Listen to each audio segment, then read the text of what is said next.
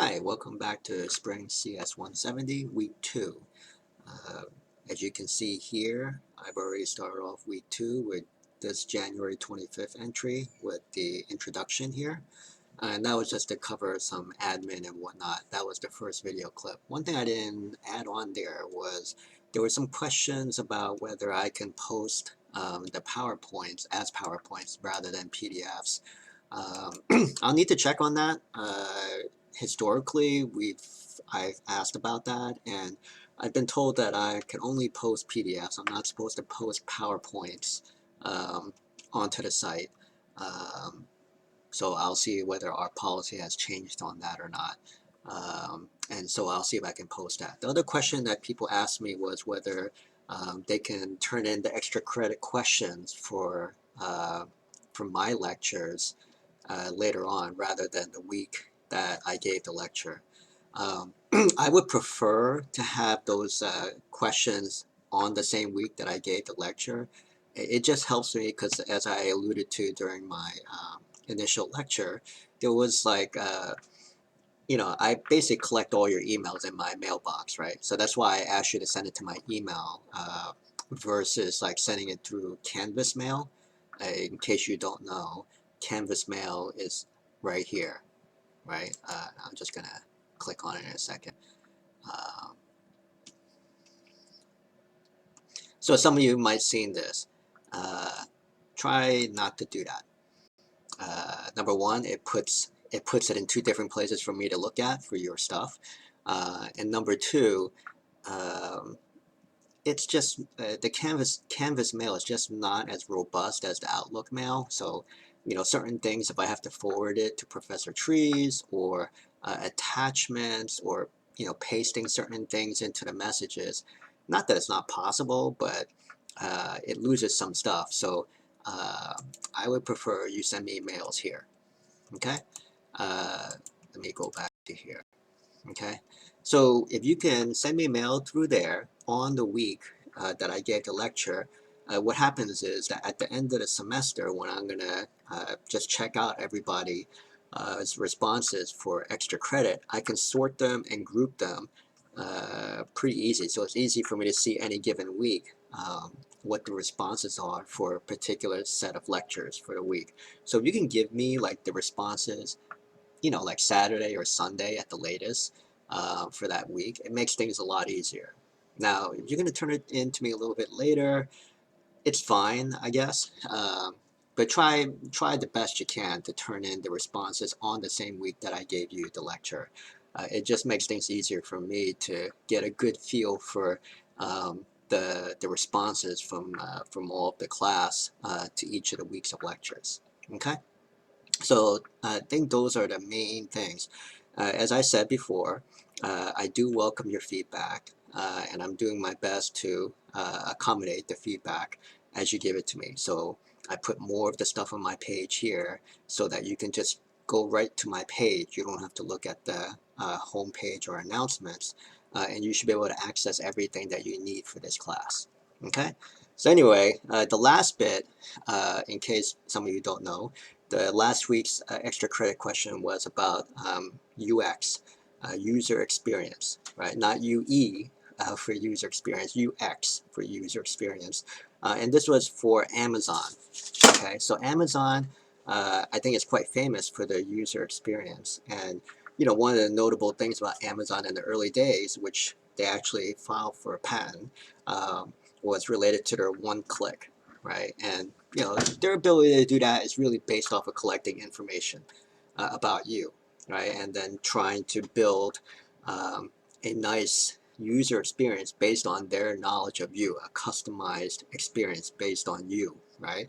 And really, if you look at all of the FANG stocks, right, the ones that's really been going through the roof over all these years, making big money in the stock market, whether it's Facebook, Amazon, Netflix, Google, they all make money based on the user experience derived from your data.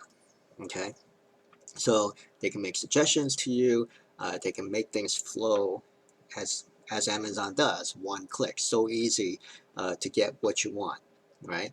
And I think a lot of people gave me some pretty good answers and feedback on that, which is great, and even to where it is right now, right? And keep in mind, user experience is not necessarily like a one size fits all from a global perspective, right? Some people ask me about that too, where if I look at user experience for someone that's in the United States versus what is considered good user experience for someone in Asia, right? Let's say Far East, let's say China, right? Japan, versus maybe India, versus Europe, Australia.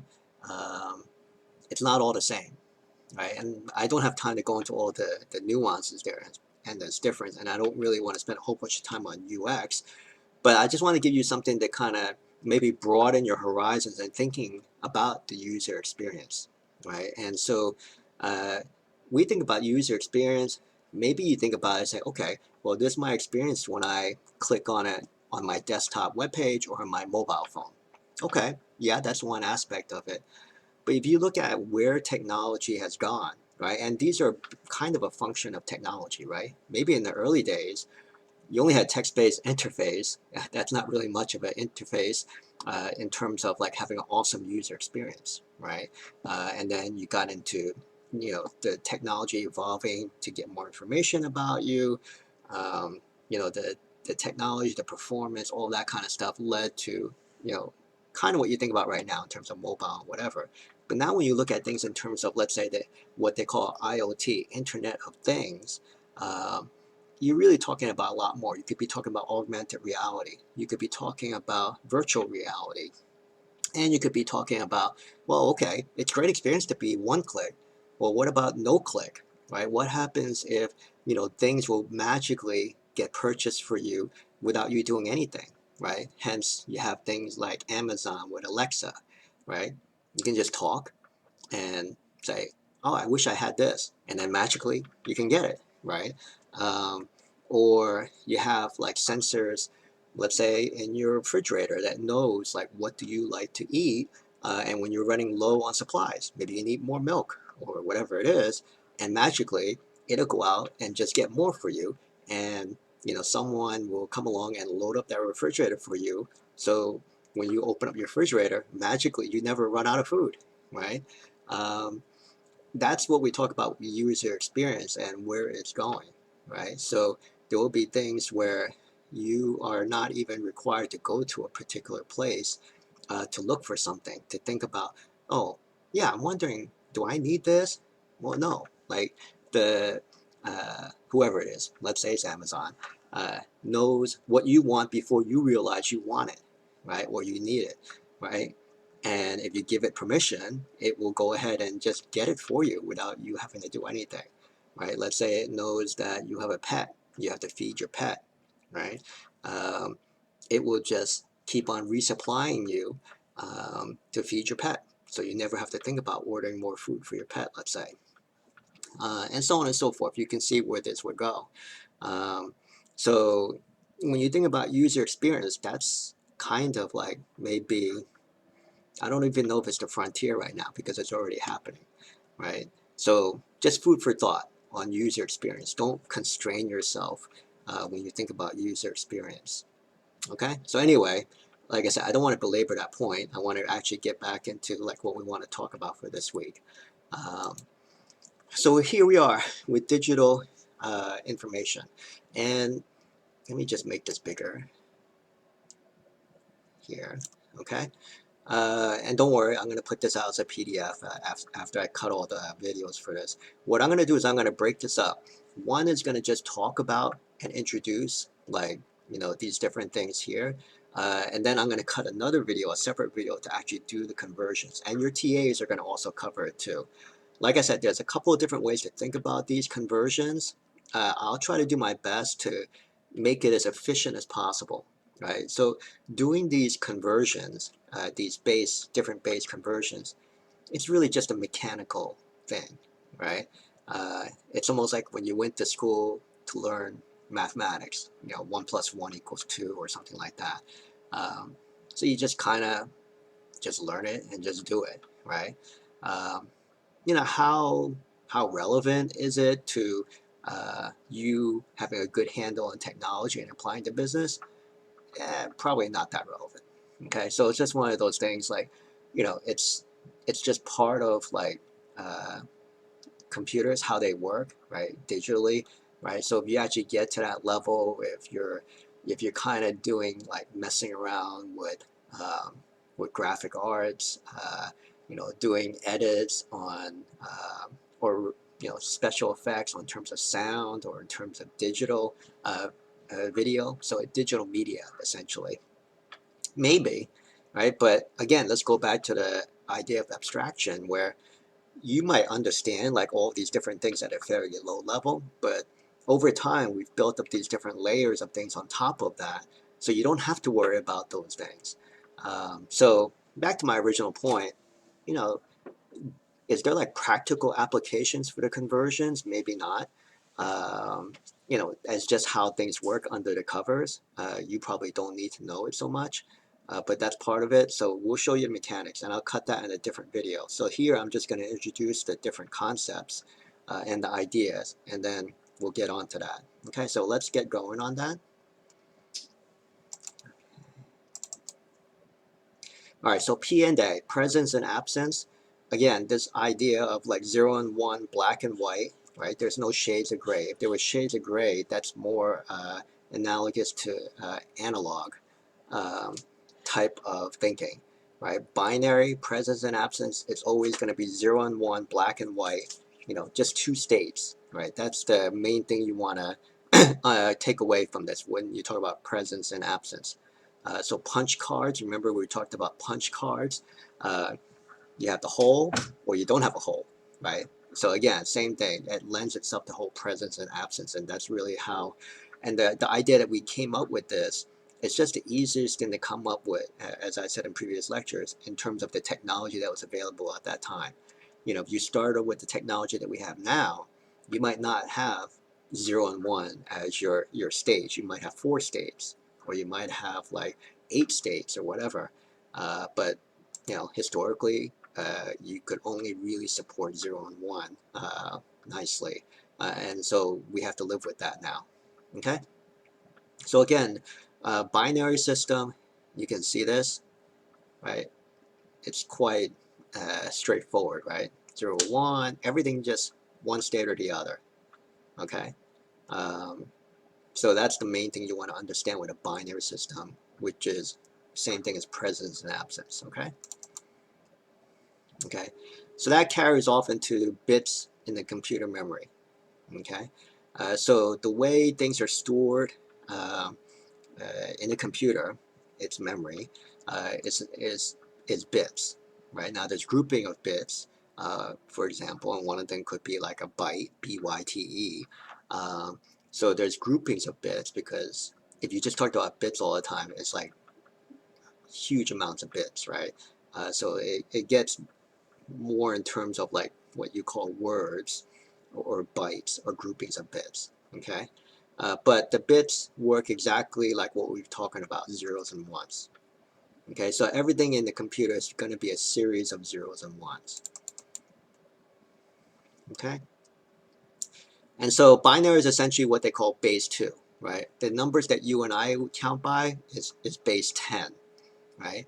So you're going to have different types of bases for numbers, and we're just going to cover from a material standpoint, from what you're going to get tested on an exam standpoint, is how to convert from one base to another base. The most common thing would be to convert what you and I understand as either like numbers or characters, let's say our Western alphabet. Okay, 26 characters in our alphabet. We have some other things like symbols, like your $sign, and all of the other characters that's on your keyboard essentially. How do you convert that into something that the computer would store, right, in its memory, right? Computer is not going to store like a letter A, right? It's going to store a series of zeros and ones that translate into an A, and I'll get to that in a second, right? So you look at here, right? So let's say you have 1 bit, right? And then 1 bit, it could either be a 0 or a 1, right? So you can cover 2 symbols with this, right? If I have 2 bits, then you can have 4 symbols, right? And I'll just list that. I'm not going to list it for all these guys here, right? But let's say I had 2 bits. You have 0, 0, you have 0, 1, you have 1, 0, and you have 1, 1, right? So that's 4 different things you can represent there, okay? And so on and so forth. So you can see as you add more bits, it goes up exponentially in terms of the number of symbols that you can represent, right? And up to here, this is a standard thing, right? If you do this enough times, you'll kind of memorize this, right? But if you want to, you can take a little snapshot of this or put this in your notes or something like that, because this is a very common thing. Yes, we can go into more bits. You should understand that. But really, we're probably going to refer to numbers like in this range here, and you'll probably be working with this in this range here. So if you want to, you can write this down, right? And just understand how do we derive this in case we go to like 2 to the 11, 2 to the 12, or something like that. Okay. So hex, this is called base 16. And the reason why you have base 16, if you remember like what I was saying, if we had like the latest technology, right, back, way back when, we may not have a base 2 as our starting point. So hex, using base 16 covers a wider range of numbers, right? You just have one of them, and you're basically going to cover 16 different values, right? So whereas like one of them for a binary only covers 2, right? So you have hex, and we can talk about how hex is used a little bit later on, but it's very common when you look at colors, right? And again, we'll be covering colors later on too.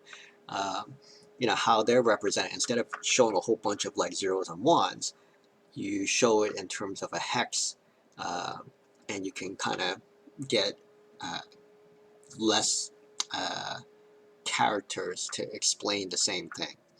Okay, that's really the main gist of why you have something like hex. Less characters to say the same thing as you would have said in binary. Okay, so this talks about changing hex to binary, and you can look at it like this. In my next video, I'm gonna cut up something separate to kind of show you how I might think about looking at hex and binary, and see if you can take that or not. Okay, but yeah, take a look at this, right? So you can see all of this, right? Basically, they're in groups of 4, right? And why is it groups of 4? Remember what I was saying before: 2 to the 0, 2 to the 1, 2 to the 3, 2 to the 4, right? 2 to the 4, which is 1, 2, 3, 4, just happens to be 16, right? And 16 lines up with hex, right? 16 different characters. So therefore, let's say 1 of this equals to 4 characters here on binary. So hex and binary. And you can see there's 8 here. So it's 2, 0, 1, 2, 3. 2 cubed is 8, right? So that's why you have a 1 here, right? And don't stress out too much about it right now. I'm going to show you an example on the spreadsheet in a second, okay? But that's kind of like how you would look at mapping binary and hex, and I'll show you more in a second. Okay. Okay, and this is a chart which I kind of find useful, right? Very quickly you can see there's only 16 characters in hex, obviously, right? So it goes 0 to 9, and then A, B, C, D, E, F, right? And then you have that binary mapping to each of those. So it's almost like just this little code translation thing, right? So if I say, oh, if I give you this, what does it equal to in hex? Well, it equals to this in hex, right? And then you just kind of break it up into these words. Again, I'll show you that in a second. So very quickly, I'm going to wrap this part up before we get into like mechanics of doing conversions. So digitizing text, remember what I was saying before. We don't store A. in the computer. We're going to store like a binary representation of it, right? So what do we have to represent? Well, we have 26 characters in the alphabet, uppercase and lowercase. We have 10 numbers, 0 through 9. We have 20 punctuation characters, right? You have arithmetic characters, at least the common ones, I guess. And then you have 3 other characters from a computer standpoint, right? That you have to represent. So Western alphabet or English, 95 symbols or so, right? So that's where ASCII comes in, ASCII, right? And so that's essentially mapping of all these things back here into something that the computer is going to store in its memory, okay? Quote unquote, a standard way of mapping, right? And it's been around for ages. So this is how you do mapping. This is when it first came out. It was really based around Western alphabet, right? And you'll see, okay, what about non-Western stuff? And you'll see where that gets to in a second, okay? So basically all that came down to was this standard to map those characters into something that we would store into the computer, okay? And so you can see this, that's how you get to this point of 8 bits, okay? And 8 bits equals to a byte, right? That's kind of like the computer equivalent of a word, right? Where you always have like these sets of 8 that you're working with, so you get into these bytes, okay? B-Y-T-E, all right? And here's the mapping, right? Don't worry, you don't have to memorize this. You will have a chart, an ASCII chart, which you'll be able to map all of this, okay? So decimal, base 10, hex, octal is base 8, hex is base 16, and then this is the actual character, and probably you're always going to be like in this range over here, right? So you can see all your numbers here, you're going to see your uppercase characters here, and you're going to have your lowercase characters here, okay? So that's your ASCII table. Again, don't worry about memorizing it, just know that it's a mapping, right? So if I say, oh, what does an A look like, a capital A look like? This is a capital A right here, okay? And from a decimal standpoint, it would be the number 65. And for any of these other bases, it'll be like this, 41 or 101, right? Okay. They have it for HTML, and we're going to see a little bit of that for HTML later, but I wouldn't worry too much about that. Okay. Look at this, that's fine. And like I said, know that you're going to have this table available to you for the exam, so I wouldn't sweat it too much. Okay. And so this is just showing an example of quote unquote encoding it, right? So what does hello look like? This is human readable, right? So you take each one of these and then map them, right? And that's how come you end up with this, right? So you just, it's like one of those little decoder charts or something, right? So you take each one of these and you map them, right? So where's H at? Here's H, right? And you got 48, okay? Right, so you see this, hex, okay? Hex, ASCII encode, right? So here's the H, where's the H at? Here's H, right? And then you can see the 48 there, okay? Now if you want to do it at the binary level, then you have zeros and ones like this, right? You can look at this and it's very error prone because you see like a gazillion numbers and whatnot. So from a human standpoint, this is crazy, right? Trying to look at this. It's really the computer that would take it and store it at this level. Computer would not store it at this level, okay? This is what the computer sees, okay? Okay, Unicode, this is what I was mentioning before, how you want to cover beyond ASCII, okay? So this is the part we were talking about, covers ASCII, right? And Unicode basically that's the bottom line, covers more characters, right? Goes up to 30 bits to code up the characters, okay?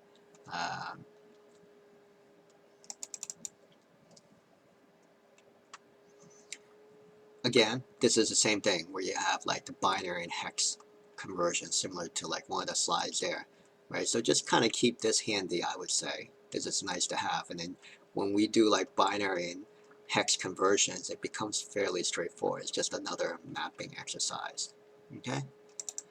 All right, and this is where I want to stop, and I'm going to pick up on this for the next lecture where we'll get into the mechanics of doing conversion, okay? All right, thank you.